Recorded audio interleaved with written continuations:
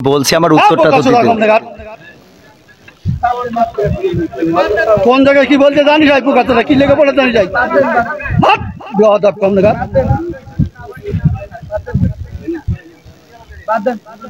খাবার দেবো, একটা চোখ বাসটা করে দেবো কিন্তু একদম। এখন কিছু লোক ক্ষমতায় যায়নি, তারা কি বলতে জানেন? তারা বলতে চাচ্ছে যে আগে তো শেখ হাসিনারা অনুমতি দিয়ে বন্ধ করেছিল, আর আমরা হয়তো মাহফিলের অনুমতিই দেব না, কারণ কোরআনের আলোচনা করলেই ওদের গায়ে জ্বালা চড়ে। এরকম জ্বালা চড়া লোক আমাদের মুসলমানের ভিতরে থাকা কি উচিত? জোরে বলেন উচিত? তাহলে হযরতে হুসাইন রাদিয়াল্লাহু তাআলার দলে মোট লোক কয়জন? 40 জন পুরুষ আর 39 জন নারী। তাহলে কতজন হলো? 79 জন লোক নিয়ে গর্জন করে বললেন, মসজিদে চলবে যে কোরআন, রাষ্ট্রেও চলবে।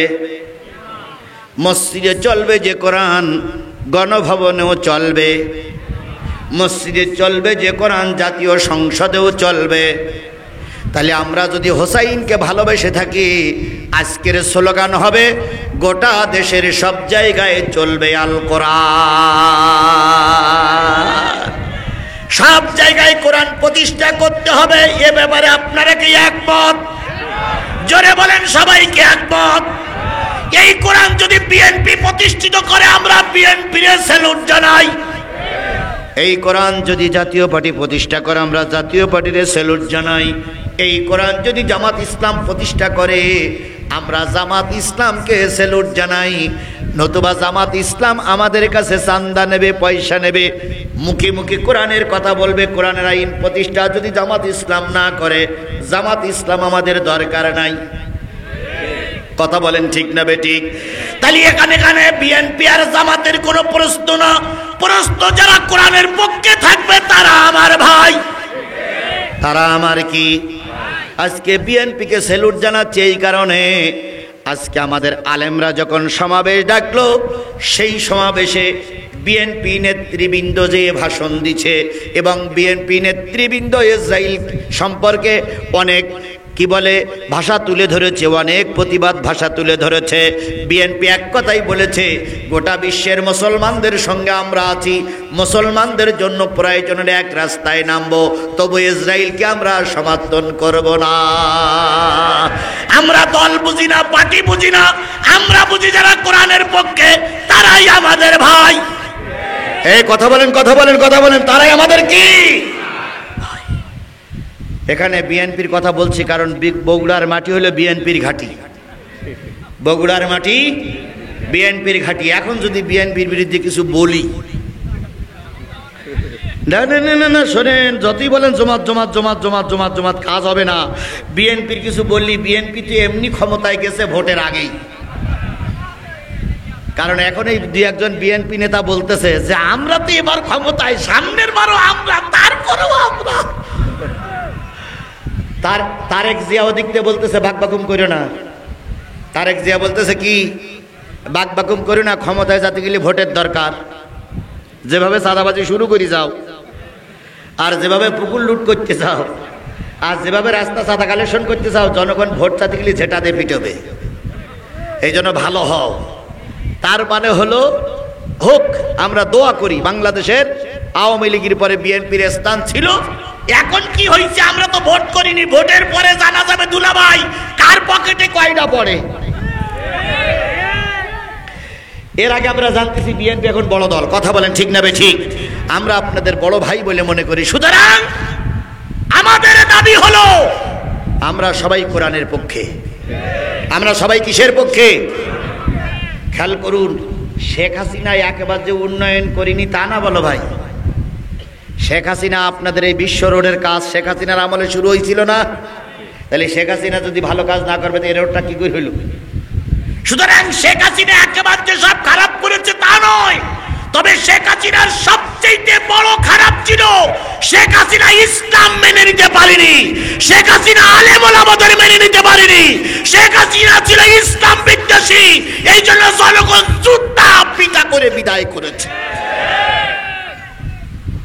আপনারা যত বড় দল হন না কেন, ইসলামের বিপক্ষে যাবেন, জনগণ আপনাদের থেকে কি ফিরাই নেবে? মুখ ফিরাই নেবে, কাজ হবে না। আমার ভাইয়েরা, হযরত হুসাইন রাদিয়াল্লাহু তাআলার দলে তালি কয়জন লোক? 79 জন লোক নিয়ে বাঘের মতন গর্জন করে বললেন, এজিদ রে, ক্ষমতা তোমার হাতে আছে, তুমি একটা বিরাট দল হতে পারো, তুমি আওয়ামী লীগ হতে পারো, তুমি জাতীয় পার্টি হতে পারো, তুমি জামাত ইসলাম হতে পারো, তুমি বিএনপি, কিন্তু একটা জিনিস মনে রেখো, তোমার এই ক্ষমতার বলে বলিয়ান হয়ে কিছু করতে পারবে না যদি আল্লাহ সাহায্য না করে। আমার দলে লোক কম, কিন্তু আমি যদি আল্লাহর পক্ষে থাকি আল্লাহ আমাকে সাহায্য করবে। তার জ্বলন্ত প্রমাণ 5ই আগস্ট। এই 3-4 লোক উঠলো, এরা হাত তুলেনি নাকি? আশ্চর্য ব্যাপার।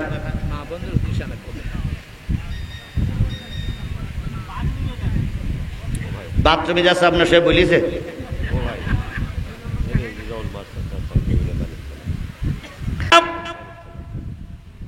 যে জিনিসটা বোঝাতে চাচ্ছিলাম সেটা হলো, হোসাইনের দলে কয়জন? আরো জোরে, আরো জোরে। এজিদের দলে লক্ষ লক্ষ মানুষ।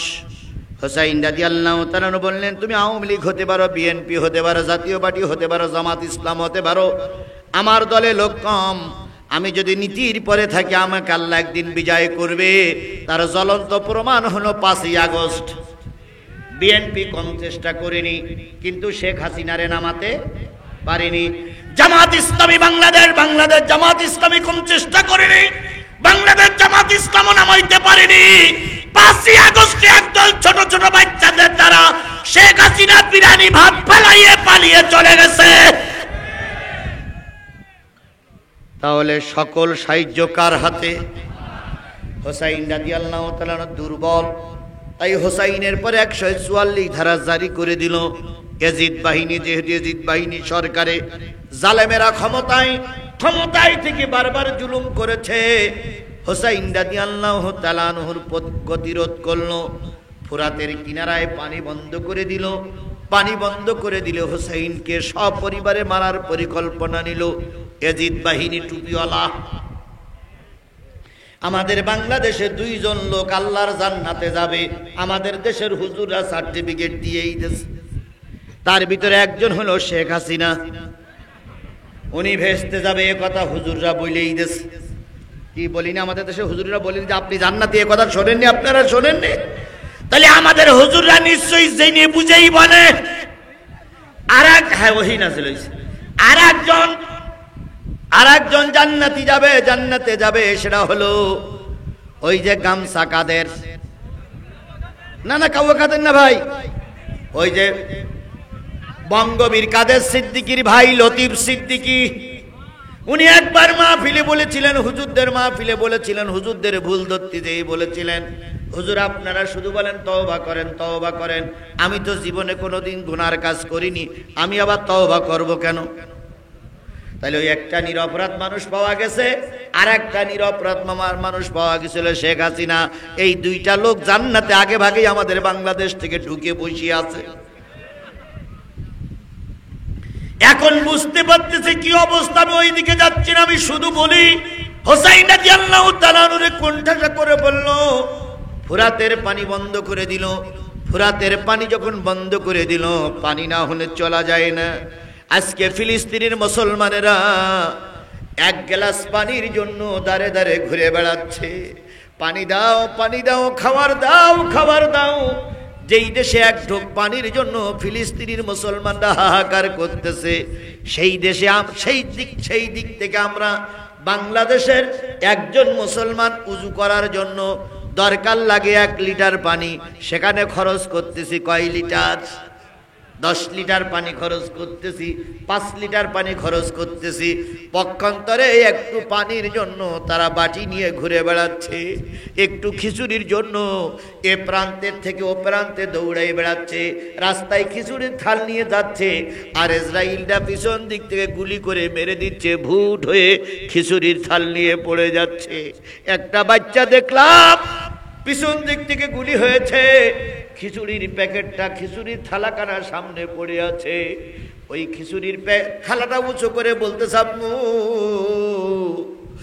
মনে করেছিলাম তুমি আর আমি খিচুড়ি ভাগ করে খাবো, ও আমার মা, জালেমের বাচ্চারা খিচুড়িটা ভাগ করতে দিল না, আমি জান্নাতে চলে যাচ্ছি, তুমি আমার জন্য দোয়া করিও। ও আমার জাতি, আজকে অতীত ভুলে গেলে চলবে না। বলুন তো, আজকে আপনি আমি বসে আছি, আজকে সৌদি আরব বসে আছে, আমরা যখন এখানে ফিলিস্তিনের জন্য মিছিল করতেছি, ফিলিস্তিনের মুসলমানরা যখন না খেয়ে মারা যাচ্ছে, তখন সৌদি আরবের মুসলমানেরা কি একটা ড্যান্স করতেছে। কি dance? DJ party, DJ party, DJ party, concert করতেছে, ডিজে পার্টি কনসার্ট করে আনন্দ উল্লাস করতেছে, ইংলিশ মেয়েদের নাচাচ্ছে। ইংলিশ মেয়েরা কাপড় পরিয়ে নাচে না কাপড় খুলে নাচে?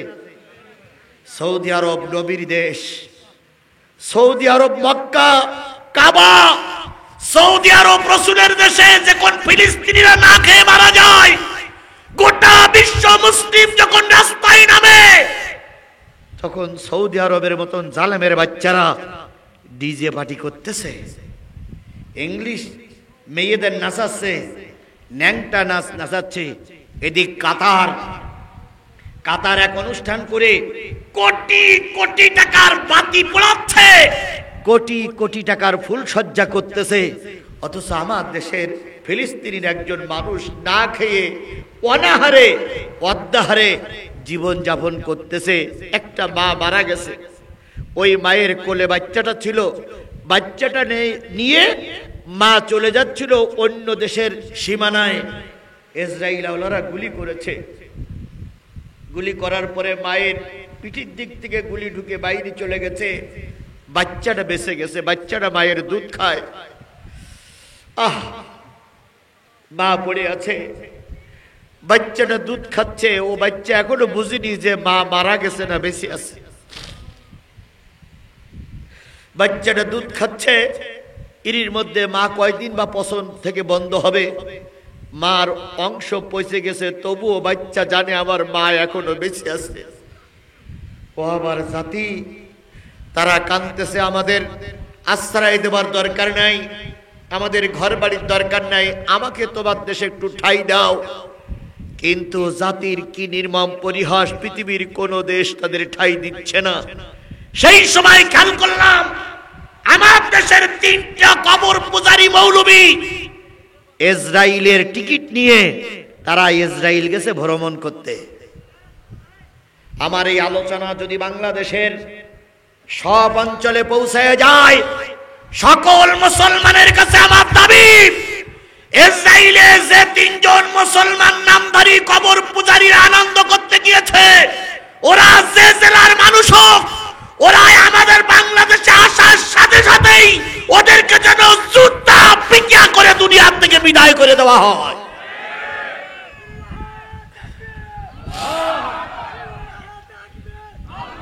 বিশ্ব মুসলিম যখন কাঁদতেছে, তখন বিশ্ব মোড়লেরা চুপচাপ বসে আছে। কথা বলেন ঠিক না বেঠিক? আজকে আমার ঢাকায় 1 কোটি মানুষের সমাবেশ হয়েছে, 1 কোটি মানুষের কথার যা মূল্য, তার চাইতে জাতিসংঘের একটা কথার মূল্য অনেক বেশি। আমাদের 1 কোটি মানুষের তকবীরের যে মূল্য, তার চাইতে ওআইসির মহাসচিব যদি একটা কথা বলে, তার কথাটার দাম বেশি না কম? আমরা 1 কোটি মানুষ মিছিল করলাম, আমাদের এই কথার মূল্য যা, তার চাইতে ডক্টর মোহাম্মদ ইউনূস একবার যদি প্রতিবাদ করে, এই 1 কোটি মানুষের মিছিলের চাইতে ওনার প্রতিবাদটা বেশি জোরালো। কথা বলেন ঠিক না বেঠিক? এই জন্য মহাসচিব, জাতিসংঘের মহাসচিব এবং ওআইসির মহাসচিবের কাছে আমরা জোর দাবি জানাই, হয় প্রতিবাদ করুন, নতুবা দায়িত্ব ছেড়ে দিয়ে শেখ হাসিনার মতন চলে যান। বাগের বাচ্চা ডক্টর মোহাম্মদ ইউনূসকে ধন্যবাদ জানাই, তিনি অবশ্যই প্রতিবাদ জানিয়েছে। আর আমরা এখানে যারা আছি, আমরাও প্রতিবাদের পক্ষে। আমরা প্রতিবাদ করব না, মুখ বুজে বসে থাকব। আপনারা যদি প্রতিবাদ করতে চান, আগামী কাল থেকে প্রতিটা দোকানদারকে যে বলবেন যে ইসরায়েলের কোনো পণ্য দোকানে বিক্রি করা যাবে না। ইসরায়েলের কোন পণ্য কোন দোকানদার বিক্রি করতে পারবেন না, এটা আমাদের প্রথম হুঁশিয়ারি। এরপরেও যদি আপনি ইসরায়েলের পণ্য বিক্রি করেন, জনগণ যদি আপনার গায়ে আঘাত করে, কোন লোক দায়িত্ব নেবে না। আপনি ব্যবসা করেন, দুঃখ নাই, কিন্তু ইসরায়েলের সকল প্রকার পণ্য বন্ধ করবেন। তার ভিতরে ইসরায়েলের পণ্যের ভিতরে আমি সব নাম বলতে পারবো না, কিছু আমার নাম মুখস্থ আছে। তার ভিতরে লাক্স সাবান, তারপরে হলো লাইফ বয় সাবান, এরপরে শ্যাম্পু, তারপরে হলো কোকো কোলা, হ্যাঁ, পেপসুডেন্ট, 7 আপ, হ্যাঁ, সার্ফ এক্সেল। এই তো আপনারা আমার সেই মুখস্থ আছে আপনাদের। বাটা জুতা, জি বাটা জুতাও। এগুলো আমাদের সবাইকে পরিহার করে চলতে হবে। কথা বলে ঠিক না ঠিক? কেন পরিহার করে চলবেন? এক পট পানি, এটা আবার ইসরায়েলি পানি না তো, খেয়ে তো নিলাম আমি। এই এক পট পানির দাম দোকানে কত? হ্যাঁ, 20 টাকা। 20 টাকা যদি আপনি পানি কেনেন, এর থেকে 8 টাকা না 9 টাকা ইসরায়েল আওলারা লাভবান হয়। এই ইসরায়েল আমার কাছে পানি বিক্রি করে আমারে পানি খাওয়াইয়ে লাভবান হয়ে সেই লাভের টাকা দিয়ে অস্ত্র কিনে, আর সেই অস্ত্র আমার মুখে ব্যবহার করে। এই জন্য ইসরায়েলের কোন পণ্য বাংলাদেশে রপ্তানি করা যাবে না। আমরা মিছিল করে যতটুক না কাজ করতে পারবো, তার চাইতে বেশি কাজ হবে যিনি হলো বাণিজ্য মন্ত্রণালয়ে আছে, তিনি যদি চেষ্টা করে। কি ভাই, বাণিজ্য মন্ত্রণালয়ে যিনি আছেন, তিনি যদি চেষ্টা করেন, একবার যদি বলে যে ইসরায়েল থেকে কোনো পণ্য বাণিজ্য করা যাবে না, তাহলে আমাদের এই মিছিলের চাইতে কাজ বেশি হবে না কম হবে? এই জন্য তাকে খেয়াল করতে হবে ইসরায়েলের কোনো পণ্য যেন আমাদের দেশে না ঢুকতে পারে। আল্লাহ আমাদের কবুল করুক। সেই সঙ্গে আমেরিকাকেও আমাদের বয়কট করে চলতে হবে। আমার ভাইয়েরা, ইসরায়েল নামক পাষণ্ডরা পৃথিবীতে ছিল, এখনো আছে। এই যে হোসাইন রাদিয়াল্লাহু তাআলা আনহুর দলে কয়জন বললাম? 79 জন। বাকি লোকেজিদের দলে হোসাইন বলল, কোরআনের আইন যদি না মানো আমি তোমার সত্য মেনে নেব না। এবার এজিদ বাহিনী বলল, পানি বন্ধ করে দাও। পানি বন্ধ করে দেওয়া হলো। পানি না খেতে পেরে দলের সব মারা গেল। এক পর্যায়ে 40 জন পুরুষের ভিতর থেকে 37 জন মারা গেছে। তাহলে 37 জন পুরুষ লোক যদি মারা যায়, পুরুষ লোক বেশি আছে আর কয়জন? তার ভিতরে হযরত হুসাইন রাদিয়াল্লাহু তাআলা আনহু আছে। হুসাইন রাদিয়াল্লাহু তাআলা আনহু 37টা কবর নিজে হাতে খুঁড়েছে, নিজে হাতে কবরের ভিতরে রেখে, এবার ছোট্ট ছোট্ট 2টা বাচ্চা রেখে হুসাইন রাদিয়াল্লাহু তাআলা আনহু ফুরাতের পানির কিনারায় যাচ্ছে। যখন ফুরাতের পানির কিনারায় হুসাইন যায়, সকালবেলা সব নারীদের ডেকে বলতেছে, ও আমার মায়েরা, ও আমার বোনেরা, ও আমার কন্যারা, ও আমার বয়স্ক নারীরা, শোনো, নবীর ওয়ারিস লোকেরা, নবীর বংশের লোকেরা, ভালো করে শোনো। আমি এতদিন পর্যন্ত তোমাদের আলগায় রেখেছিলাম, এখন যুদ্ধের ময়দানে যাচ্ছি। আমার বিশ্বাস আমি আর ফিরবো না।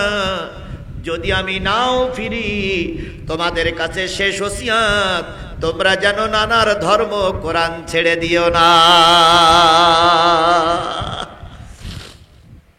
মা মারা যাচ্ছে ফিলিস্তিনি, 2 মেয়ে পাশে বসে মারে কালেমা শোনাচ্ছে। মা কখনো হুঁশ ফিরে পায়, কখনো বেহুশ হয়ে যায়। এবার মা একবার হুঁশ ফিরে পেয়েছে। ছোট 2 মেয়ে, যেটা বড় সেই বড় মেয়েটারে ধরে ছোট মেয়েটার হাত লাগাই দিয়ে বলতেছে, মা মা, তোর ছোট বোনটা দেখে রাখিস, ছোট বোনটা দেখে রাখিস, ছোট বোনটারে দেখে রাখিস। ছোট বোনটারে বড় বোনের হাতে দেওয়ার পর মা যখন কাইতে এসে বলল, আর যখন কথা বলতে পারল না, ছোট বোনটা যখন কাঁদতেছে, বড় বোনটা তখন সান্ত্বনা দিচ্ছে, কাঁদিস না, আমার মা জান্নাতের মেহমান হয়ে চলে গেল। ও আমার জাতি, চোখে বসে চোখ বন্ধ করে কাঁদলে যা হবে তার চেয়ে একটু প্রতিবাদ করো। প্রতিবাদের ভাষা হলো আমি ওয়াজের মাধ্যমে প্রতিবাদ করতেছি, যারা লেখে তারা যেন লিখনির মাধ্যমে প্রতিবাদ করে, যারা মাল কেনে তারা যেন না কিনে প্রতিবাদ করে, যারা দোকানদারি করে তারা যেন ওই ব্যবসায় জড়িত না হয়, এটাও তার প্রতিবাদ। বিভিন্ন কায়দায় প্রতিবাদের সলভ আছে। আপনি প্রতিবাদ করুন, এই ইসরায়েলের সঙ্গে আপনার সম্পর্ক থাকবে না, কোনো প্রকার সম্পর্ক থাকবে না। হোসাইন রাদিয়াল্লাহু তাআলা নারীদেরকে লক্ষ্য করে বলতেছে, আমি যুদ্ধের ময়দানে যাচ্ছি, হয়তো আর ফিরবো না, তোমরা ইসলামের পরে টিকে থাকো।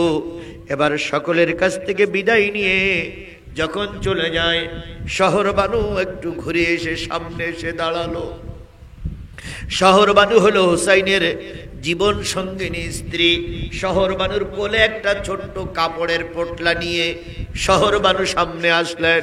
হোসাইন রাদিয়াল্লাহু তাআলা শহর বানুর কপালে একটা চুমা দিল, গালে একটা চুমা দিয়ে বলতেছে, জীবন সঙ্গিনী আমার, আমি এমন একজন হতভাগা স্বামী, সুখ দুঃখে তোমার কিছুই দিতে পারিনি,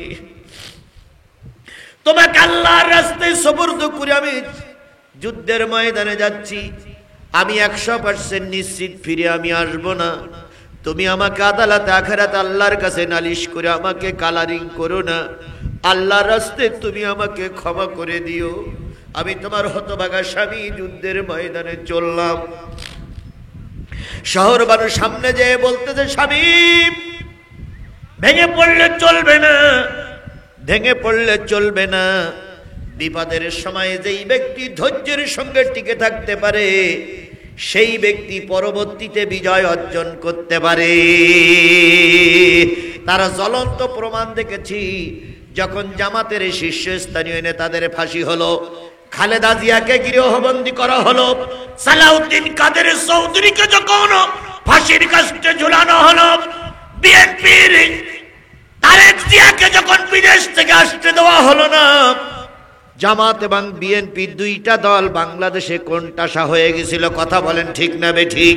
অনেক বিএনপি জামাতের নেতারা মাহফিল শুনতে আসতো, ওই দূরে একেবারে অনেক দূরে মুখ টুক বেঁধে চুপচাপ বসে থাকতো।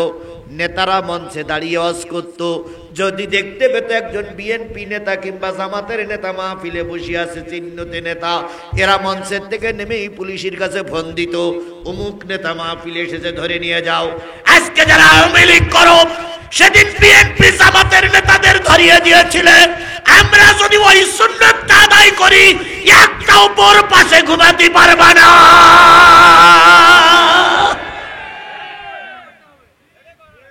কথা বলেন, কথা বলেন, কথা বলেন। যারা আওয়ামী লীগের সময় আওয়ামী লীগ করতো, মাস্টারি করতো, সে মাস্টারগুলো এখনো আছে না নাই? উচিত ছিল ওই মাস্টারের 2 ঠ্যাং ধরে ফাইট করা। যেই দোকানদারের আওয়ামী লীগ করতো, দোকানদারি করতে, এখনো তাদের দোকান আছে না নাই? এই কথা বলেন, আছে না নাই? উচিত ছিল রাতারাতি দোকানগুলো পড়াই দেবা, কিন্তু আমরা মানবতার পক্ষের লোক, এই জন্য আমরা করতে পারিনি। কথা বলেন, কথা বলেন, কথা বলেন। বিশ্বাস করুন, ওই জালেমেরা যদি আবার ক্ষমতা পায়, পাবে না, এটা আমার 100%-এর উপরে বিশ্বাস, পাবে না। তবে যদি পায়, আমরা ক্ষমা করে দিছি, ওরা ক্ষমার খওক করে ব্যবহার করবে না। করবে, করবে, করবে। ওদের বিশ্বাস করা আর কুকুরের বিশ্বাস করা সমান। কুকুরিটাও বিশ্বাস করা যায়, কারণ কুকুর মালিকের ক্ষতি করে না। আরে যে এরা যেখানে খায় সেখানেই পায়খানা করে। এর নাম আমলিক, এর নাম আমলিক, এর নাম আমলিক, এর নাম আমলিক। আর 10-15 মিনিট চলবে, তাহলে পাশের থেকে কোনো লোক যেন না ওঠে। আল্লাহ আমাদের কবুল করুক, সকলে মিলে বলুন আমিন। আরো জোরে বলেন আল্লাহুম্মা আমিন, আরো জোরে আল্লাহুম্মা আমিন। আমি বারবার ঘড়ি দেখতেছি, আমি আপনাদের সময়ের দিকে খেয়াল আছে, কতক্ষণ পর্যন্ত আলোচনা হবে এটা আমি খেয়াল করতেছি।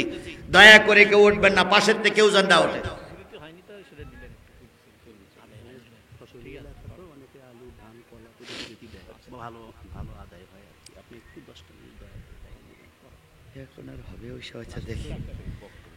আমার ভাইয়েরা, শহরবানের সামনে এসে দাঁড়ালেন, মনে আছে তো? কোলে একটা ছোট্ট কাপড়ের পোটলা। শহরবানু বললেন, স্বামী বিপদে পড়ে নিরাশ হলে চলবে না। শহর বানুর কথা শুনে হুসাইন বললেন, ও শহর বানু, তাকে দেখো মুসলমানদের দ্বার কোপে মুসলমানরা মারা যাচ্ছে, ওদিকে টুপিওয়ালা, আমরাও টুপিওয়ালা, টুপিওয়ালারা মারামারি করতেছে। সারা জীবন তাবলীগ জামাত বলেছে ইসলামের জিহাদ করবে, ইসলামের সঙ্গে ইসলাম কেন টুপিওয়ালার সঙ্গে টুপিওয়ালা মারামারি করবে? এটা কখনো জিহাদ হয় না। মুসলমানের সঙ্গে মারামারি করলে জিহাদ হয় না। এটা সারা জীবন তাবলীগওয়ালারা বলে আসছে। এখন ওই দুই তাবলীগের কাছে জিজ্ঞাসা করি, ইজতেমা নিয়ে তোমরা মারামারি করলে কেন? মরিওছে কি সারা জীবন তাবলীগওয়ালারা এই ফতোয়া দিয়েছে না যে মুসলমানের সঙ্গে মুসলমানের কিসের জিহাদ? জিহাদ করবে মুসলমান কাদের বিরুদ্ধে? কাফেরের বিরুদ্ধে। অথচ ওরা আমলি, ওরাও মুসলমান, এরা জামাত, ওরাও মুসলমান, এরা মারামারি করে মরে, এরা ক্ষমতা দখল করার জন্য মারামারি করে। তোমরা যদি এত ভালো হও তাহলে ওই ইজতেমা জায়গা দখল করা, ওটাও তো ক্ষমতা। ওখানে দখল করতে গিয়ে এক টুপিওয়ালা আর এক টুপিওয়ালার বেড়ি মেরি ফেললি কেন? তাহলে নিশ্চয়ই আমি দুই দলের কোন দলকে ছোট করছি না, নিশ্চয়ই কোন একটা দলে ভালো পক্ষে ছিল আর কোন একটা দল অন্যায়ের পক্ষে ছিল। কথা বলেন ঠিক না বেটি? আমি এই বিশাল কাফেলার থেকে যতগুলো তাবলীগ জামাতের ভাই আছে সকলের প্রায় মত যে সাদ আর জুবাইর গ্রুপ একজনের নেতা হলো ভারতে, আর একজনের নেতা কি বাংলাদেশে? যে নেতা আছে সেই নেতার নাম কি? জুবাইর গ্রুপ। জুবাইর গ্রুপই লোক বেশি না কম? আমি তাও বলতেছি না, আমি শুধু আপনাদের বলি ভাই, অন্যায় কাজের মোকাবেলা করতে গিয়ে মারা যাওয়াটাও জিহাদের কাজ। আপনারা এতদিন বুঝেননি, এবার ইজতেমায় বুঝেছেন। বুঝতেই হবে, বুঝতেই হবে, শুধু ফতোয়া দিলে চলবে না, বুঝতেই হবে।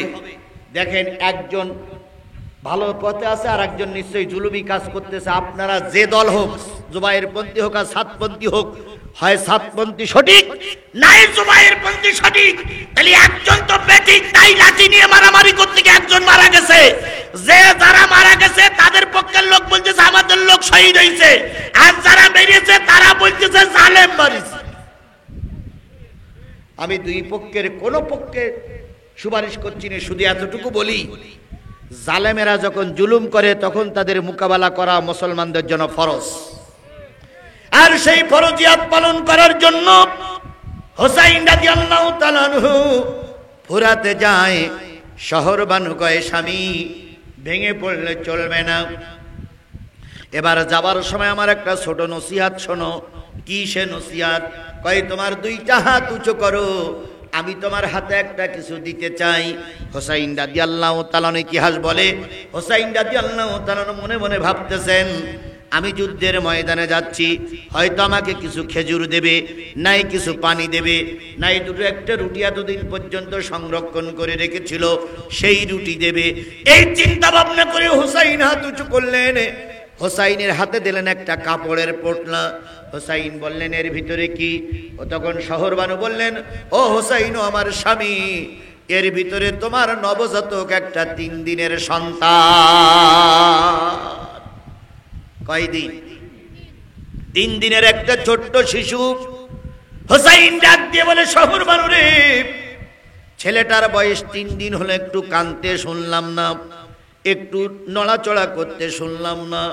শহরবানু কাঁদতেছে আর বলতেছে, স্বামী কাঁদবে, স্তনে দুধ নাই, জিহ্বায় পানি নাই, ঘরে কোনো রস কিচ্ছু নাই, তাই ছেলেটা কাঁদতে পারে না, আমার হাতে দিলে কেন?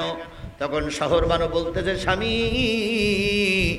তুমি অন্যায় করতে পারো, ওদের কাছে তুমি খারাপ হতে পারো, কিন্তু 3 দিনের শিশু তো কোনো অন্যায় কাজ করিনি। ওরা সব টুপিওয়ালা, ওরা সব নামাজি, ওরা সব কাবার দিক ফিরে নামাজ পড়ে, ওরা মুসলমান। ওদের সামনে নিয়ে ছোট্ট শিশুটার উঁচু করে ধরে বলো, ও ইয়াজিদ বাহিনী, তোমাদের সঙ্গে আমার দ্বন্দ্ব থাকতে পারে, তোমাদের সঙ্গে আমার মতের মিল না থাকতে পারে, কিন্তু আমার এই ছোট্ট শিশুটা তো কোনো অন্যায় কাজ করিনি। ও আমার মুসলমান জাতি, একে একটু পানি পান করতে দাও। আল্লাহ আল্লাহ আল্লাহ। মুসলমানের পক্ষে আপনারা যারা, তারা এই মাহফিল থেকে যেতে পারেন না, মুসলমান নামধারী যারা বিপক্ষের লোক আছেন তারা চলে গেলে আমার কিছু বলার থাকে না ভাই। হুসাইন রাদিয়াল্লাহু তাআলা বললেন, শহর বানু ওরা ক্ষমতার যাওয়ার জন্য এখন উঠে পড়ে লেগেছে, ওদের কাছে নীতি নৈতিকতা বলে কোনো জিনিস নাই, ওরা চাই শুধু ক্ষমতা, ওরা চাই শুধু কি, আরো জোরে বলেন ওরা চাই শুধু কি, দেশ যেখানে যাই যাক আমার ক্ষমতা চাই। এটা ছিল ইয়াজিদের লক্ষণ। আজকেও যারা দেশ যেখানে যাই যাক, দেশের মানুষ যে প্রান্তে থাকে থাক, দেশের মানুষের যে অভাব থাকে থাক, আমি এবং আমার পার্টি যেন ক্ষমতায় যাই, এই নিয়ত করে যারা বসে আছে এরা ইয়াজিদের উত্তরসূরি।